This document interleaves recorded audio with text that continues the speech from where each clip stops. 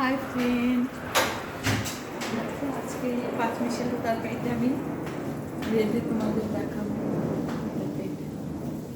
এটা রান্না করে আমি দেখাবো। কড়াইতে আমি তেজপাতা, শুকনো লঙ্কা, পাঁচফোড়ন দিয়ে দিলাম।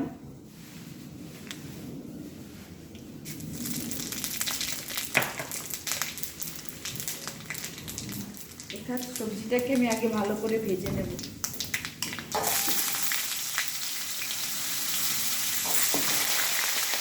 এখানে সমস্ত রকমের ভেজিটেবলস রয়েছে।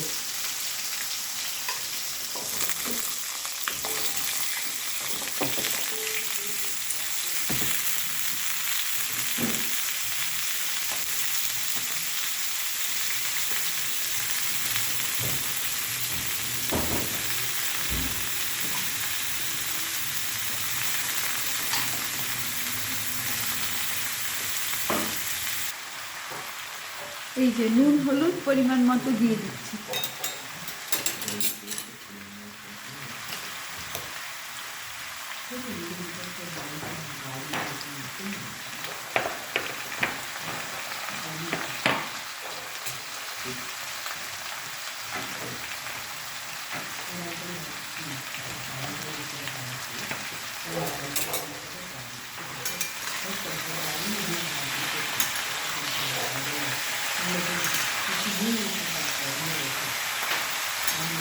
নুন হলুদ মিষ্টি পরিমাণ মতো দিন।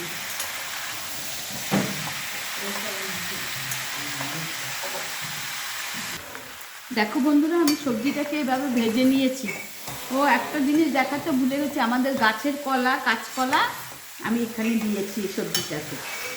তোমরা দেখতে থাকো। এবার একটা মশলা করবো, করে দেবো, এই সবজিটার সঙ্গে মিশিয়ে দেব। এই মশলাতে আছে দেখো নারকেল, আদা, রাঁধুনি আর নারকেল, আদা, রাঁধুনি, সর্ষে, এই তিনটে জিনিসকে আমি পেস্ট করে, এই চারটে জিনিসকে পেস্ট করে নেব।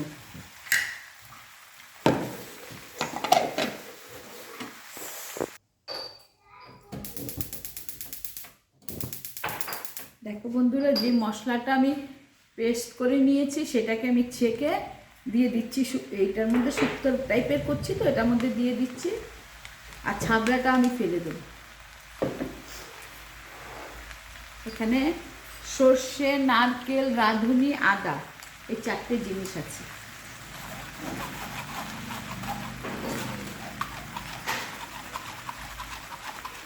এটা আমি দিয়ে দিচ্ছি ছেঁকে। বন্ধুটা, আমার তরকারিটা এরকম হয়েছে। আমি এবার এখানে কিছু বড়ি, বাদাম ঘিয়ে ভেজে রেখেছি, এটা এখানে দিয়ে দেবো। এইভাবে আমি তরকারিটা করে নিয়েছি। তোমরা এইভাবে করে খাবে, দেখবে খুব ভালো লাগবে। ভালো লাগলে লাইক, কমেন্ট, শেয়ার করবে। তরকারিটা আমার হয়ে গেছে। এইভাবে করে তুমি ভগবানকে ভোগ নিবেদনের করতে পারো। হ্যাঁ,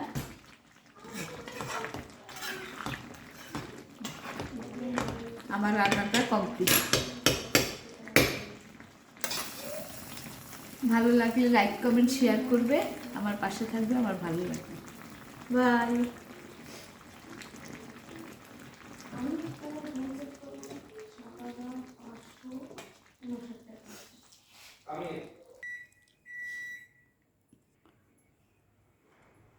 লাস্টে উপর দিয়ে আমি দুধের মাঠাটা দিয়েছি তরকারিতে।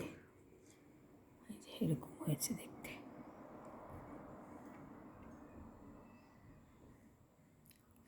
এভাবে রান্না করে খাবে, দেখবে খুব ভালো লাগবে।